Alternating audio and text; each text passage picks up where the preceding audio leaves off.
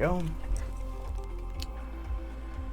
All right, welcome everyone. Welcome back to BCNDC. Today is March 30th, and it's midnight. So I'm down here in Bay's basement recording, trying to do this again. So like I said, welcome to BCNDC, and then I guess that means more than it ever has before for me. That is the the long definition, that being comfortable in discomfort.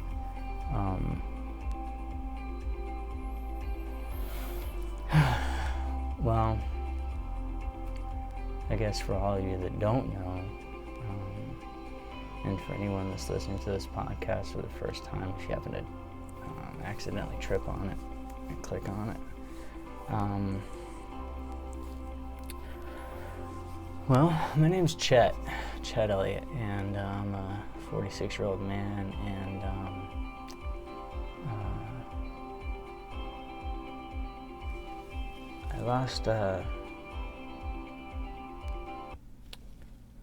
I lost my son 2 months ago. My son was not quite yet 3.5, and he died in his sleep. We still don't know why. There's going to be a decent amount of work done with the toxicology office, or whatever you want to call it, in Salem, that they'll do the best they can to give us a reason why. So at this point, we don't know. I wasn't really sure how much detail I should give everyone on this podcast, or in general. Because, for me, it's like I relived it a lot, and I've gone through it a lot, and I did have to speak about it a lot at first. Whether it was to help the investigation, and then also the times thereafter I've talked about it with my therapist and friends and family, because a lot of people are curious, and with good reason. It's not often that you hear about a child dying in their sleep when they're 3, and not really having a reason for it, or we don't at all.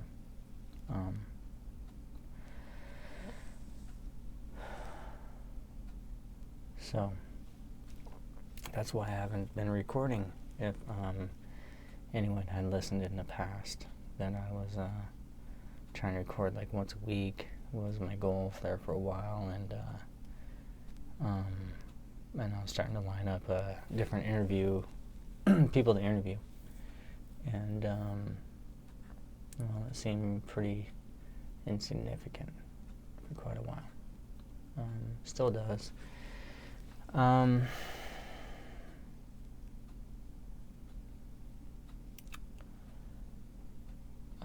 I guess I'm still pondering in my head right now whether I should tell you guys how that morning went, how much I really need to tell you, or if you really need to know, I don't need to sensationalize my child's death, or yeah, so it's obvious that I miss him.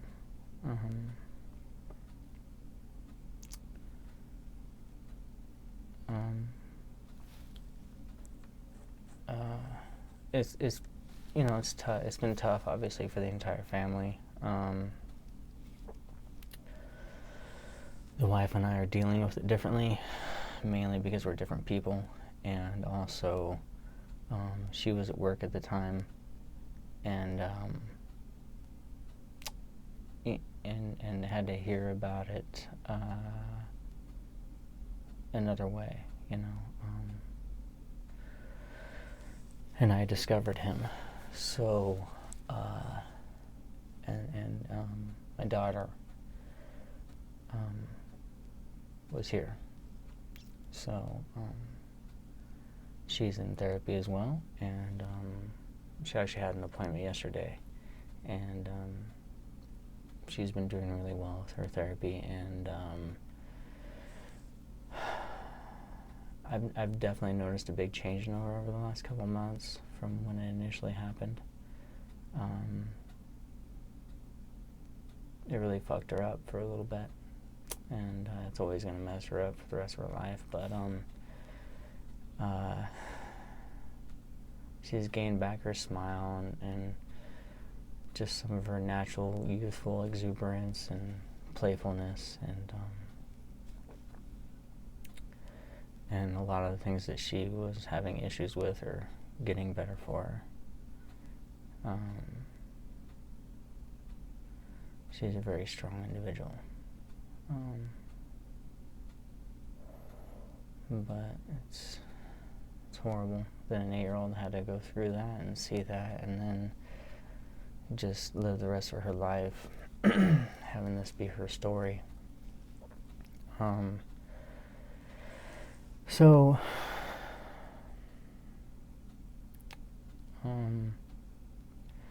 With this podcast, when I was wanting to do it before and tell my story to help other people with mental damage and maybe people that were abandoned by their parents or whatever the case may be, or raised in a not so suitable fashion, anyway, just having a lot lacking.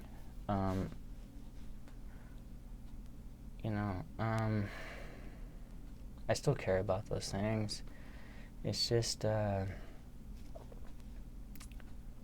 having a passion for anything anymore is it's gone, to put it blunt. I don't know if it'll come back. I assume it will. I don't really know for sure. But I definitely don't feel passion for much of anything anymore.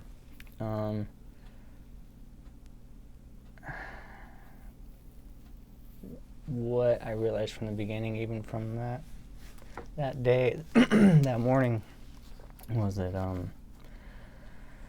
no matter how much I hated life at that point,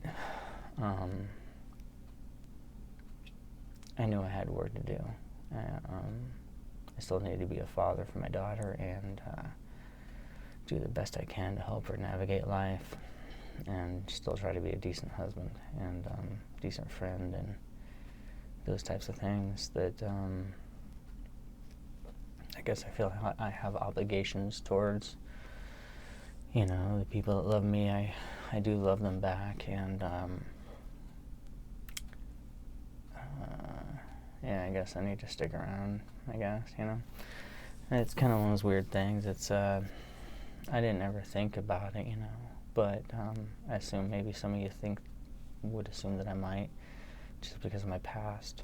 And other people were worried about that as well, that knowing that I've had a suicidal past, and that while my life hadn't gone so great, the funny thing is, when I had Jack, I really had it all. Had everything that I I didn't know that I needed, and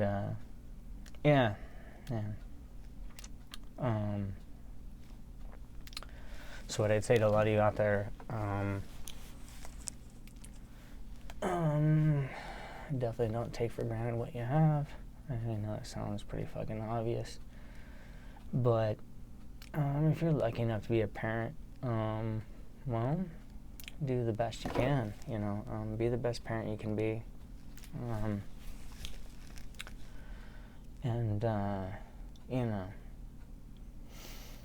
like I've already knew it, the idea of staying in that moment and, really be there and own it and create a memory. And I still believe in that philosophy of creating as many memories as possible. That is important because, well, that's all we have at the end of it.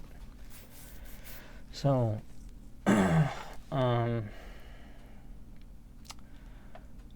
what I'm supposed to do with myself and so on from now on, I don't have a fucking clue.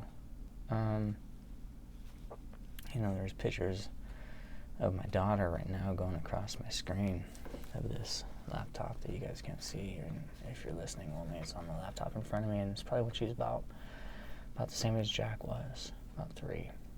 And it's just, I don't know. It's a weird feeling, obviously. They're coming up in front of me and just showing me Avery at that age, and yeah. Anyway, I've had quite a bit of therapy.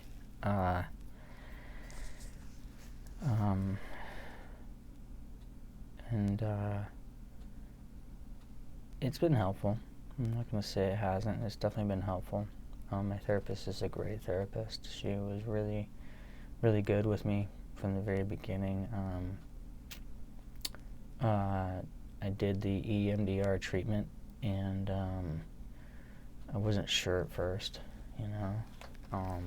It took a couple sessions in, and then it finally started, I wouldn't say working, but there was something that made a significant change, and it was to do with that morning and the problems I was having. And anyway, a good therapist is, well worth the money. And now we're just gonna visit when I feel like I need a visitor, or like once a month, or just, every once in a while when I need someone to talk to or something like that. But, yeah, we're done with the immediate, session after session after session, and then just trying to get it to where I could sleep a little. Not to be all pathetic and all that, but I wasn't sleeping well for a while. Still not. But I didn't sleep well before that either. Going on with that, because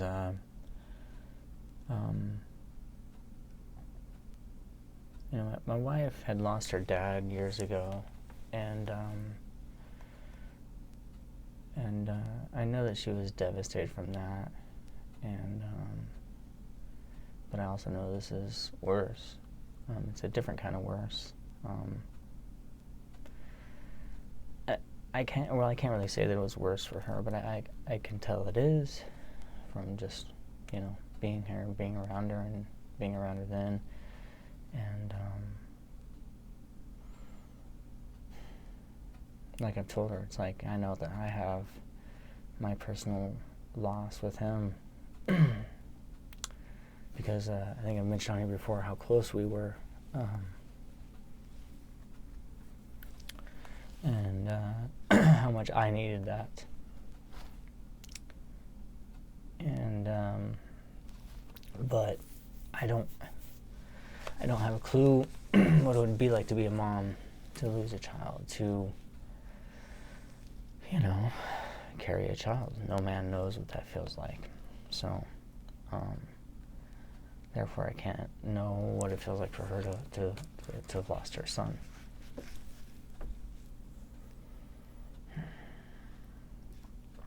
It's I went through a lot of emotions, obviously. The obvious ones were sadness, and a lot of tears, and every day, we cry. whether it's by ourselves or together, or just, yeah. But for a while there, I was getting really, really angry right after I'd cry, and I just had a lot of anger. So the therapy helped, and she also pushed me to go riding my motocross bike again, and not pushed me, but just suggested it, and I already knew that would probably be good for me, but it's really hard to want to go do something that is so selfish and was all about me, and I just haven't felt like doing it. So I reluctantly did. I went riding at the High Desert, what is it called? High Desert Motocross track in Christmas Valley.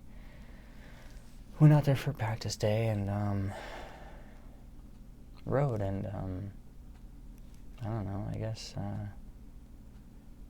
I can't say it felt good, but it just it felt like it was something I was supposed to do to kind of try to be normal again, or try to, I guess the way I look at it is I need to try to do the things I used to do, because not just by, being here for my daughter, I need to really be here for my daughter, and do my best not to have this fucking face all the time, and smile a little for her, and be happy for her, and laugh with her, and things like that. And I need it to be genuine, and so I need to work on trying to figure out how to be happy. It sucks because I don't want to be happy.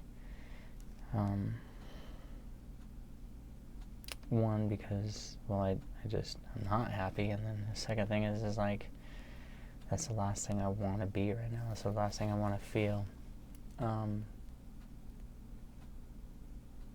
But, like I said, I know I need to do this for others, because Jack's gone, it's Avery's still here, and I can't, walk away from my job. I got a job to do. I chose to be a father, and I got a job to do. Simple as that. So, and then a couple weeks after that, maybe it was a couple weeks after that, or a week after that, I don't know if I can remember. Went back out to Christmas Valley again, and raced, actually. And I guess I can tell you guys that story, just what the hell. Signed up for the 40 plus class, and it was only me and one other guy, so it was just two guys. So whoever got first would get a trophy. And the first moto, I went out there, and I let everyone go off the gate. That's what I do nowadays. I don't really like to start on the starting line with people and go in that first corner. I'd rather just play catch up and see how many people I can pass, and it's kind of fun to me. And anyway, point being is, so I did that, and I think by like the second lap, I found myself in the lead, and then not long after that, I broke my bike. I came around a corner, downshifted, and heard a pretty horrific clunk, and my bike wasn't moving anymore, and it died. And so I pushed off to the side of the track and see my chain is laying there, kind of, so like, my chain came off, and upon further inspection, I actually broke my rear hub. So that's it's the part of the back wheel, where the spokes connect to, and my sprocket, that whole thing was in pieces.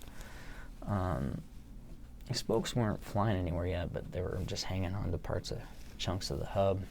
And anyway, so my race was over, obviously, and so I just figured, well, what the hell, I'll just watch my friends, race the rest of the day and just hang out. And one of my buddies was like, hey man, just borrow my bike and see if they'll change over and, the number in the bike and so on. And the way that motocross works is, so it's kind of like golf, so the lowest score wins. So if you finish first in both motos, that's 1-1, so it's only 2 points. So there's no way of getting any lower than that. But if you switch with a guy and you get second in one moto and first in another moto, that's 3 points, right? And if there's only 2 guys and both guys get 3 points, well, then it comes down to who did better in the second moto. So in other words, who won the second moto? That would be the person getting the trophy. So I still had a chance of getting this trophy. And I was like, all right, what the hell? And my buddies convinced me to. I was like, what the fuck, I'll do it. And so a bike I've never ridden before, totally different bike. And so I went out there and did the same thing, pretty much the same thing, except for this time I didn't break the bike.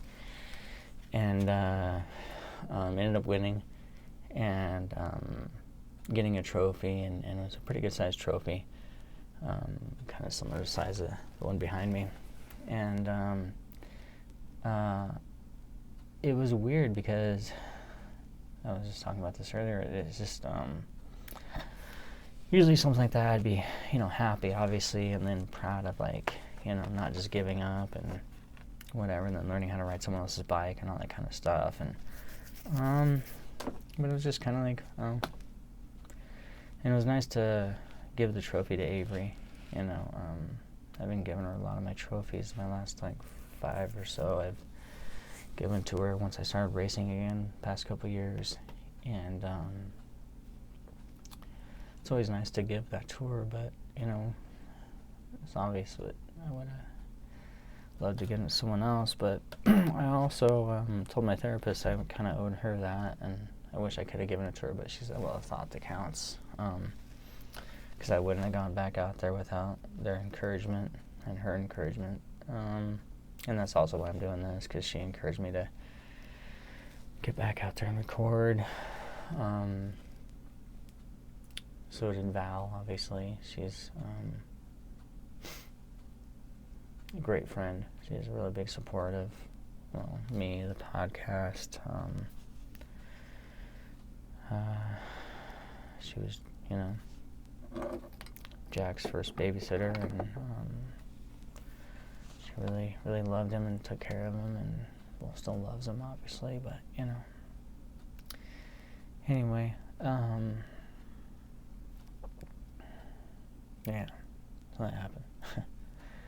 So I decided, what the hell, this is before I knew about, well, it's not before, but it was during the time when the coronavirus was really popping and going crazy, and we're, learning day by day, like, how serious it is. And I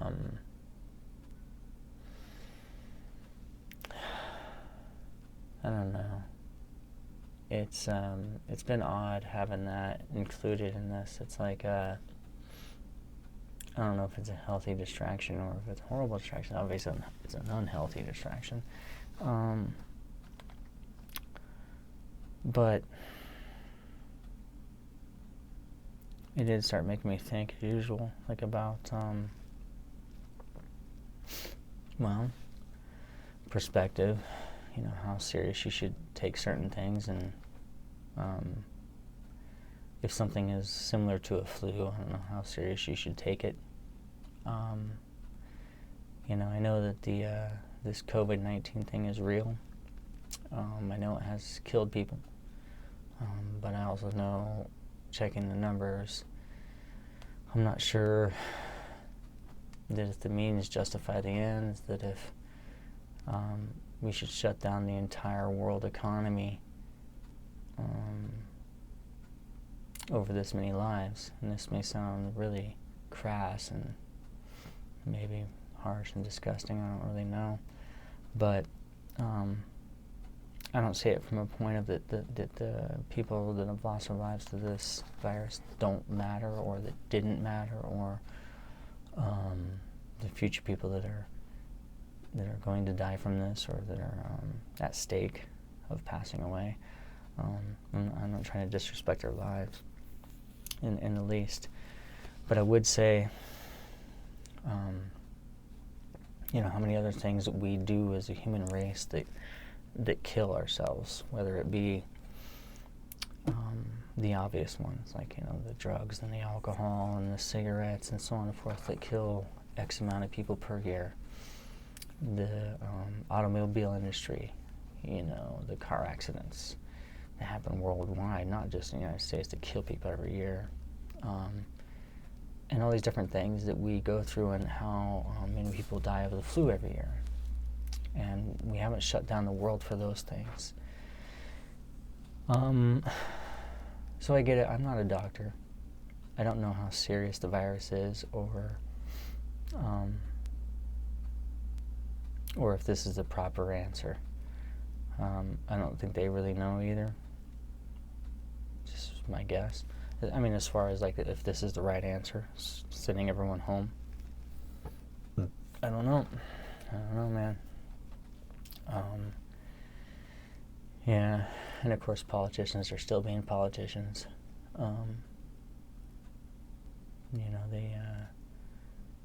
They have a tendency to piss me the fuck off.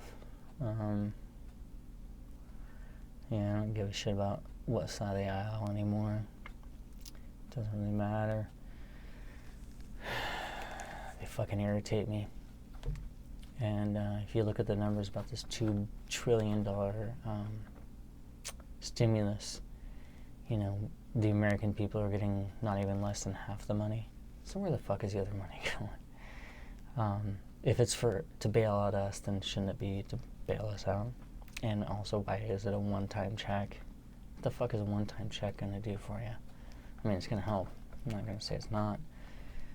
But it's very short-term. And they're talking long-term, us being out of work. So those kind of don't equal, last time I checked. And as far as myself and most other people that are self-employed, well, you get fuck all. So good luck getting a check. I don't know, man. I'd rather just work, wouldn't you? Oh yeah, speaking of that, I guess I'm gonna address. You can't see it, but I have a nice little cute knee brace on because last Friday I went riding again. I bought a bunch of parts and fixed my bike, and that's what I was about to say. Even though before I knew how serious this stupid COVID thing was, I probably wouldn't have bought those parts, which would have also saved me from getting injured. I went out riding with a buddy, and I just fucked up. Basically, I was going through like a little whoop section, which is basically, I explained this before to people, maybe they're skiers or like moguls, or just say bumps in a series, or whatever you want to call them. They're odd spaced, and it's out around a riding area, so it's not like they're made precise. They just formed. So anyway, they're kind of coming around a corner, and I just lost control. Simple as that. One thing, my hand is kind of weak, my left hand, and something happened where my left hand got ripped off the handlebars, and I stayed on the bike, obviously, and I tried to control it with my right hand, and hit a bump, and I don't know, threw me off balance, whiskey throttle, whatever, which means I pinned it on accident. I didn't want to give it gas, but I did, just because of body position, whatever, and I got kind of bumped around on the bike. And not shortly after that, I was tumbling on the ground, and it hurt a shit ton. I mean, I've broken quite a few bones, and this one was different, man. It felt so bad. I ripped I can't remember which one now. One of them, the MCL, ACL. I tore one of those. And I don't know if they said I tore it all off the bone or tore most of it. I don't know. Fucked it up pretty good, and also messed up the meniscus, which is right underneath the kneecap, I believe. So, yeah, I've been having this cute little brace, and I had crutches there for a few days, almost a week of crutches, and I've been kind of walking on it now, and of course, with the brace only, and yeah, it sucks.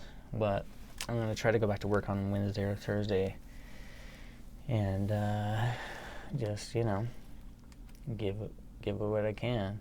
I think I might have to have surgery. I don't know. Supposed to have an MRI at some point. Yeah, just not looking forward to any of that shit. We'll see what happens. But yeah, so I took a tumble, kind of fucked up. Oops, But yeah, I don't know. Shit happens, right? And we always say in motocross, it's not if, it's when. And you kind of know that going into the sport that, like I said, it's not fucking tiddlywinks, not to tough guy it up, but you get hurt sometimes. It happens. So what else can I say to you guys? Well, my perspective on life has changed a lot.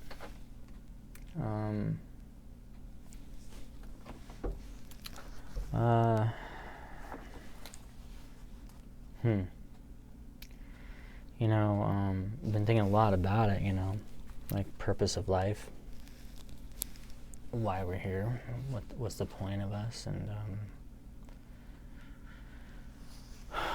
well, I used to think there was an answer. I used to think that,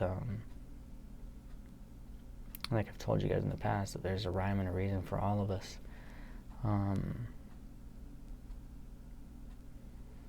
There's a part of me that wishes that were true.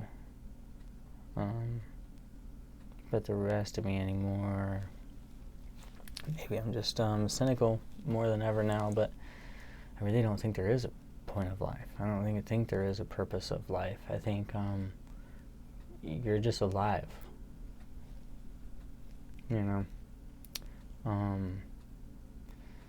Because that's the thing, it's like the more you think about it, the more it makes sense. It sounds cynical, but it's true.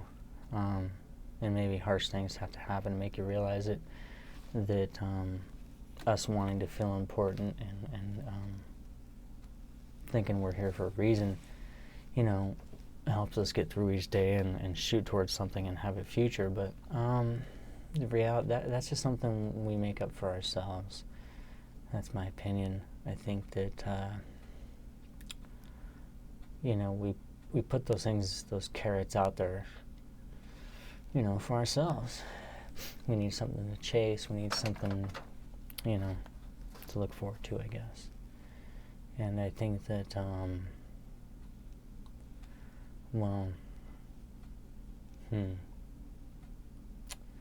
I also say that because what makes us think that we're so fucking special? And what I mean by that is, we're an animal, right? There's a lot of fucking animals out there in the kingdom, yes.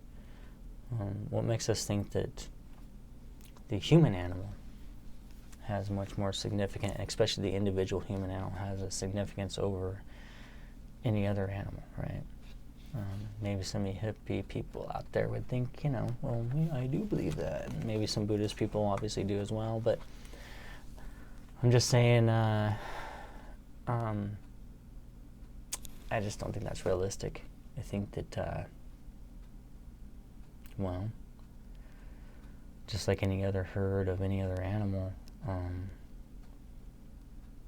we tend to go with the herd, and the herd likes to feel comfortable. The herd likes to have answers. The herd likes to pretend they know something, right? There's a lot of that out there.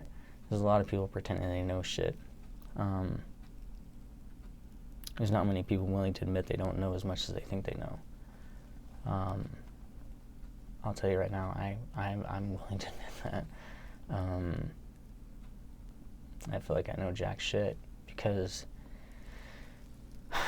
the more I learn, the more that I get wizened to, woken to the privilege of learning other things. I realize how little I know, and in general how little all of us really know, and how much we really assume a lot. And it's to find comfort.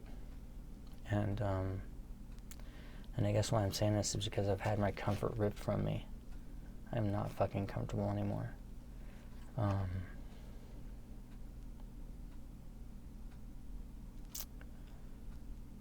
So I see things from where I'm at, and I see it as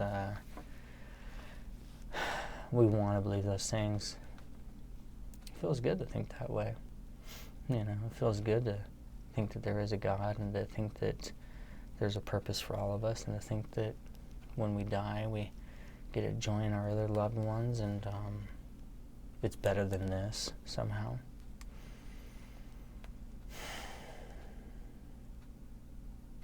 Yeah. I think that's all made up. It can be true. It could be true.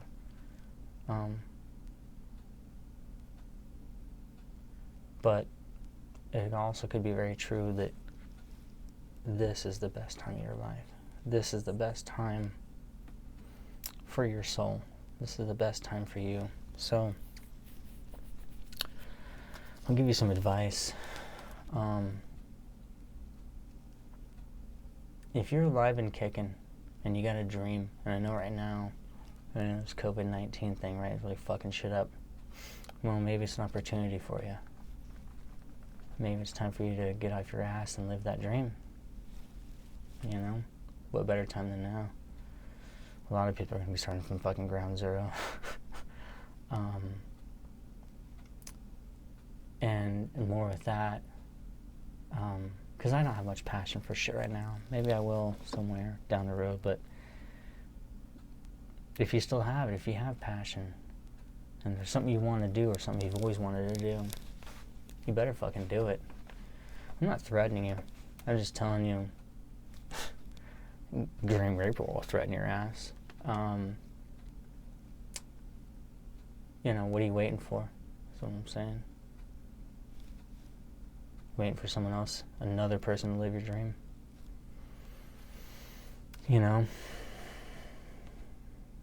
Why can't it be you? And then also, your friends and your family, I know right now you can't be around them, but maybe it's a good time to go old school and take some pen to paper and write some old school letters, some heart and soul to them. Sneeze all over it before you send it out. Just fucking around. Don't do that. But yeah, I think that wouldn't hurt. Because, you know, my daughter likes to make those handmade cards and send them out. They mean a lot. They melt hearts, you know? So some more advice, for those of you that are young parents that have young kids, try not to be too selfish and try to let your kids live as many dreams as possible, you know. Do as many things with them as you possibly can, and like I said before, make as many memories as you can, and introduce them to as many things as you can, and yeah, because you don't get another chance. You just don't. And for anyone else, I think someone that's probably older than me probably has a lot more advice and could tell you what it's like about life and death, and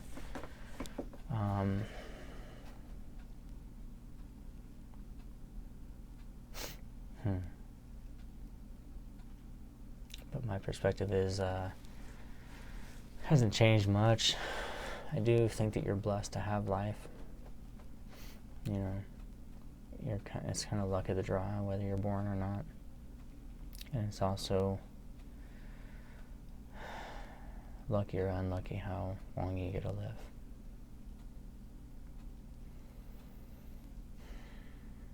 And I'm not sure why I've got to live so long and my son didn't, because, you know, there's parts of me that are just a total piece of shit, and there was nothing about my son that was like that. Everything about him was pure. He was a great soul, really loving individual. And, you know, that's why it's very hard for me to believe in religion and God and things like that, because there's no reason for him to be taken.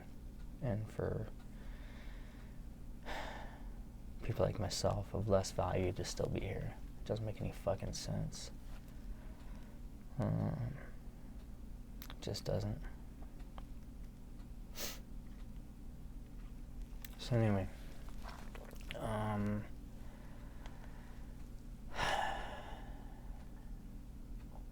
you know, I hesitating before I came down here, like, do I want to talk about this the entire time? Do I want to just, like, you know, because there was like a whole list of topics and a whole podcast that I had set up to record, you know, before this happened, and I was looking at the list and I was like thinking about it, and because well, some of them on there were some funny stuff. And, you know, I remember Chuck asked me to kind of bring back the funny, and I didn't know if I was all that funny when I was telling some of those stories, but I appreciate it if someone did find it funny. So I thought about, well, there's a lot of things that I've done in my past that are extremely stupid. They can be told in a funny way. Well, let me tell you the story then. I'll give it a shot. See what the fuck, right? What year was this? Let me take a trip back in time. Let's see, 1998, let's say, somewhere in there. Is that about right? Maybe 99, 98, who fucking knows? I was down in California. And I was living in the Bay Area, which is, I was living in Alameda. And a buddy of mine had called me and said, hey, are you still down there? And I'm like, yeah, I'm still here for a little bit, but I'm thinking about coming back home and selling the house and then maybe moving back down here again, blah, blah, blah, blah. And he's like, so you still have your apartment? I'm like, yeah.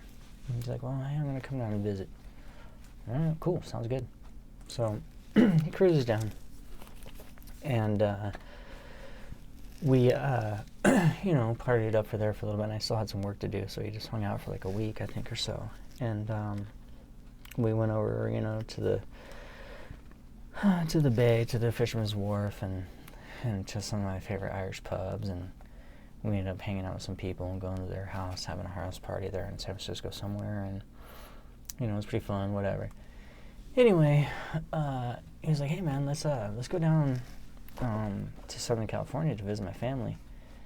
And I was like, all right, sure, why not? What the hell? So we cruised on down there, and so we're basically in LA, and not in the city, but on the outskirts. And we visited his family for a couple days, and we're hanging out, you know, and he and I and his cousin, we decided that it'd be a good idea to, or I think his uncle encouraged us to go to Tijuana. And we're like, sure, why not? I'd never been to Tijuana, what the fuck, let's go. And so we decided to go. So, not that I would encourage this with anybody, but we used to drink a lot, and not always super legal. So let's just say we were getting hydrated on the way, and we accidentally crossed the border, and we wanted to park the truck in San Diego, catch a bus. You know, less chance of shit getting stolen that way. Even though San Diego, you can still get your shit stolen, but less likely than Tijuana. You know, chances are much higher of your stuff getting taken. So anyhow, we fucked up, crossed the border, like shit. So we turn around, do a quick turnaround right there by the border check, and we start to roll back towards the States. And we're waiting in line, and it's a fucking long line, and my buddy's like, oh man, I gotta piss, and I'm like, whatever. So he jumps out. As he's jumping out, he kicks out a couple of bottles from our hydration, and one of them broke right there on the pavement. And he's like picking up the glass and throwing it in there, and this Border Patrol cop sees it, and she just is like shaking her head and just yells at him and says, hey, get that shit, throw that back in the truck, and he still proceeds to run over by this bridge area and take a piss, and then run back to the truck, and she just sees him the whole time and just looking at him like, you gotta be kidding me.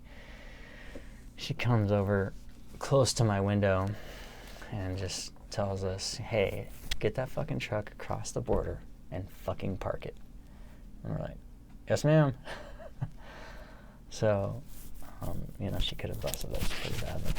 So anyway, we get right back across the border, luckily, and we go and park it and get on a bus and come back across. And anywho, so we go to Tijuana, and we do all the normal shit, the senior frogs and the guy with the whistle. I don't know if you guys are familiar with that, but a lot of people probably know what I'm talking about, and that's it's basically a thing called you fuck your buddy. Not literally, but there's a guy walking around with a big ass bottle of tequila, towels, and a whistle, and you give him $5, $10, $20, however much you want to give him, and you point at a friend, and depending on how much money you give him is how much alcohol he's going to give your friend. But there's a catch. So you'll be standing there, and all of a sudden someone grabs you from behind, tilts your head back, throws a towel underneath your neck, and proceeds to throw tequila down your throat while he's blowing a fucking whistle in your ear. Yeah. And so however much your buddies gave you is how much alcohol is going down your throat. And then after he's done, he'll cover your mouth with the towel, shake your head about, and then just push you. Good times.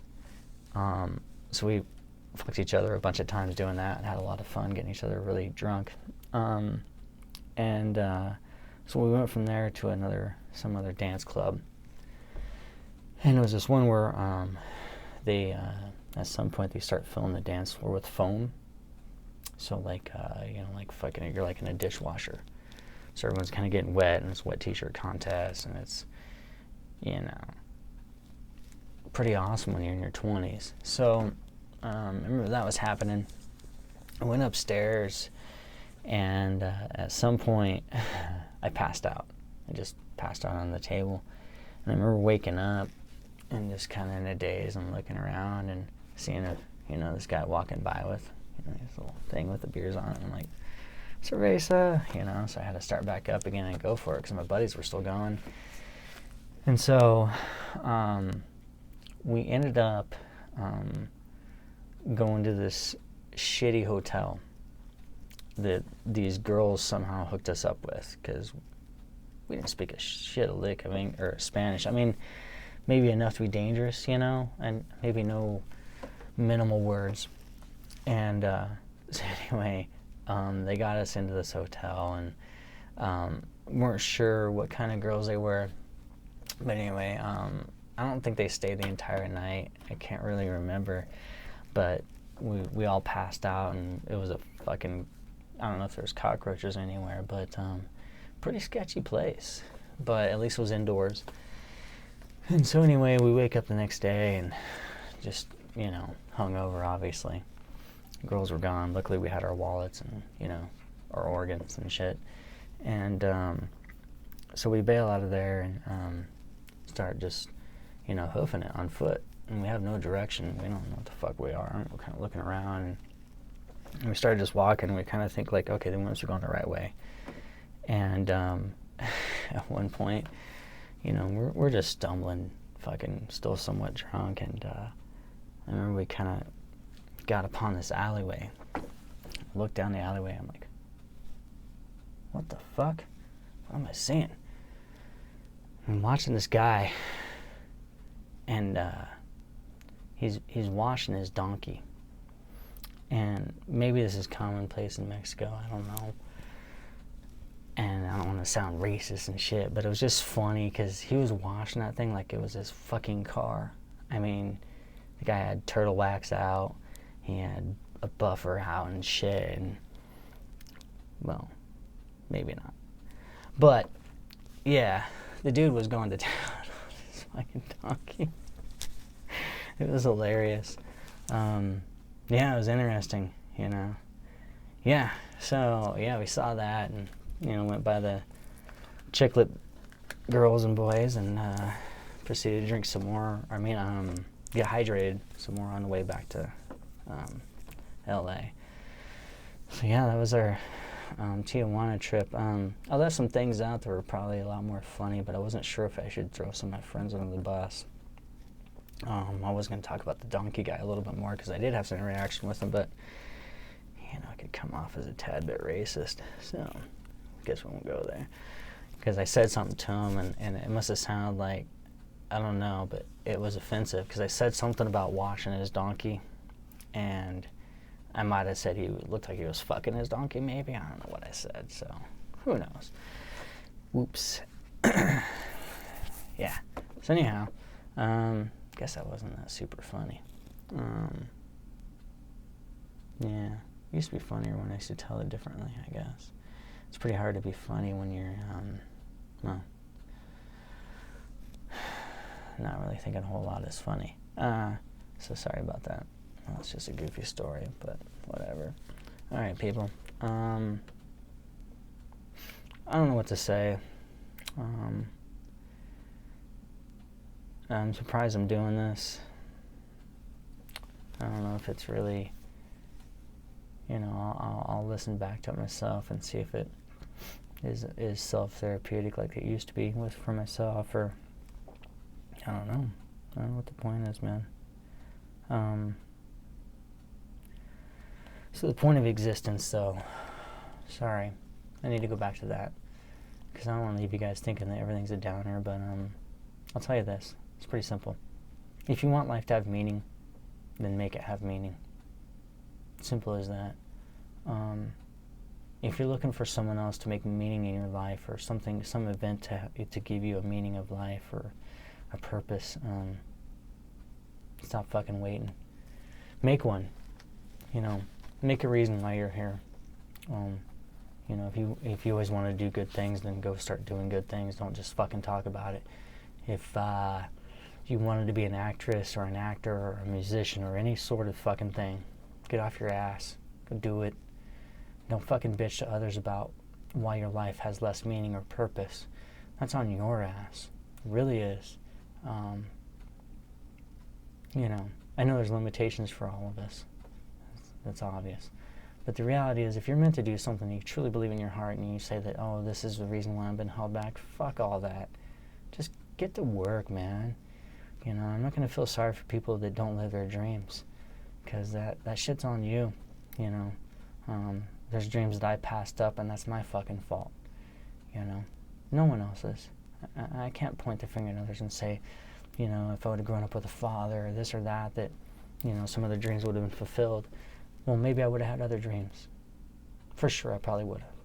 So, stop acting like life is kicking your ass all the time when you can choose to kick its ass too. No doubt I've been fed a shit sandwich. And, I'm not sure how I'm going to feel about life from here on out. You know. So, for the rest of you, you know, if you want a purpose and a meaning, then go make a purpose and meaning. Yeah, that's it. Alright, I do truly love you all. That's not bullshit when I say that. I know I've said before, and I think it's okay for us to tell each other sometimes that we love each other, and it's more than okay. I think it's something that we forget to do, and it's something that is extremely important to do. You know, I've been saying it a lot more than just telling people, you know, that I care about them, that I love them, and So don't be so afraid of words, you know, especially if you really, really mean it. I know it's scary sometimes to say I love you to people, but there's no guarantee you'll wake up tomorrow. So, you got something to say, fucking say it. Don't wait. Do not fucking wait anymore. Say what you got to say. I'm going to play a song in the out that, you know, it's one of my butt rock songs, one of my metal songs, and I used to love listening to it when I was a kid, and I don't know, maybe you guys will like it, maybe you won't. Who fucking cares, right? Alright, well, and until next time, and maybe I'll look into interviewing somebody, see what happens. Alright, love you all, take care of yourselves, and love as hard as you can. You ain't got no chance to do it again. Here we go.